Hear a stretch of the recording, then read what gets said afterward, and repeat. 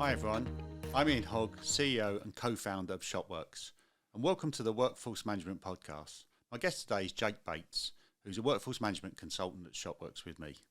Hi Jake. Hi Ian, thanks for having me on. So this episode, I want to talk about time and attendance. So one of the things that I often find when I'm speaking to customers is there's a bit of confusion between time and attendance, workforce management, and how it impacts on payroll in particular. So I just want to just do a bit of an educational piece to just make sure we can differentiate the two and people know what the differences are and know what time and attendance is all about. So why don't we just start with an overview of that difference. What do you think the difference between time and attendance and workforce management is? I think it depends on the complexity of the business. I'll talk a lot about kind of the way businesses are set up, hourly fixed versus fixed shifts. I think if we start with what is time and attendance, for any of those who don't know, in very simple terms, time and attendance is a way of capturing hours worked. And the reason we want to know that is for payroll to know how much I'm going to get paid, compliance to making sure we're dealing with working time directives, but also managing from a workforce management perspective, actually understanding what hours we work and whether we work those hours and whether they coincide. So time and attendance is a way of capturing that. I think a good point to focus on is understanding the complexity of the business, understanding overtime shifts and do they attract a premium rate and where we're tracking that. But time and attendance, I suppose, for the workforce management is the auto match between the scheduling and what's actually happened versus what actually happens. Fine. So the time and attendance is basically just the working out how many hours I worked. Yep. The workforce management is adding that to sort of scheduling and other sort of tools. Is that a good description? Yeah, and I suppose if we look at a traditional way of time and attendance would be writing down on a timesheet, I've turned up. Time and attendance is digitising that process, which when you get to larger headcount companies, it becomes quite tricky to kind of track. Yeah, fine. So time and attendance could be, and I've seen this in loads of organisations. There's literally a ring binder where I put Ian 0900 started. That counts as time and attendance. The old-fashioned clock in. Clock in. That all counts. Okay, fine. And what does modern time and attendance look like?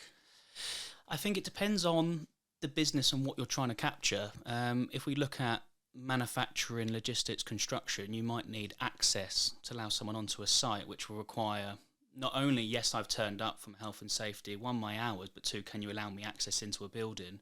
A retail shop could be something as simple as I've turned up and I've gone home, and it's as simple as touching on a punch app on a mobile device, for example. So you can go biometrics. They range from different kind of fingerprints, facial recognition. I think nowadays time and attendance has come on leaps and bounds. There are lots and lots of options. So finding out, particularly with your industry, what works is kind of a key part of that. Okay. And, so what sort of, so you mentioned sort of construction there. So what sort of organisations use time and attendance? We see it a lot within retail, leisure, hospitality, care. I think lots of 0-hour kind of shift-based workers where there's a use case where you're moving staff around, and that could be, if we look at leisure, for example, I may come in the morning and work on reception, and then I might go home and come back as a lifeguard, or you might move around the business. So when we're moving people around a business or a department or a store, whatever that happens to be, we can track that movement and cost them appropriately. Okay, and so fine. So if I've got this sort of fairly flexible working hours workforce, what sort of things does it help me do as an employer to have this sort of time and attendance tracking? A big thing is to make sure you've turned up when we expect you to turn up. I'm not saying this ever happens in any business, but I can assure you it does happen in some businesses. I'm scheduled to start at 9. I've rolled through the door at 9:15. I've written down 9 o'clock.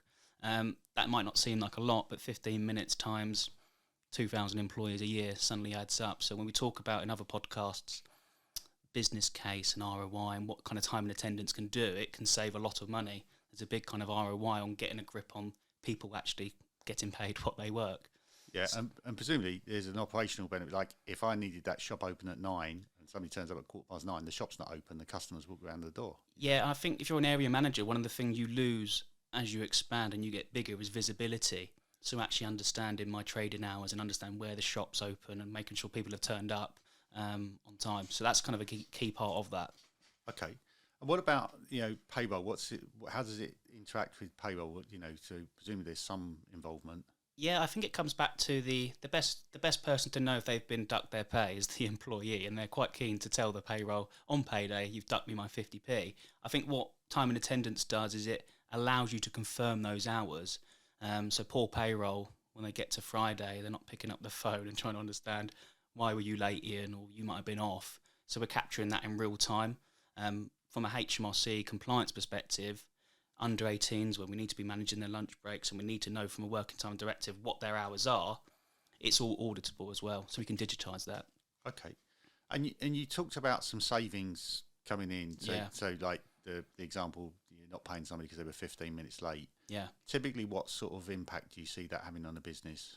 We've seen up to 6% saving on their yearly payroll.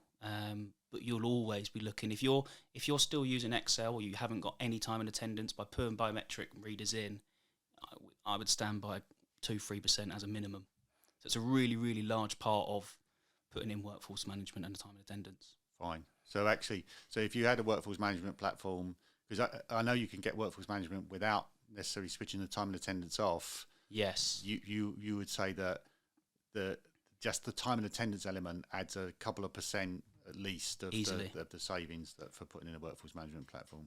Yeah, and I think for maybe your fixed shifts, those sort of businesses where it's not so much around the flexibility, for your more 0-hour contract, flexible hour contracts, there where you'll definitely see a minimum 2-3% we see. Okay. Listen, I think that's clear and concise. Yep. I get it.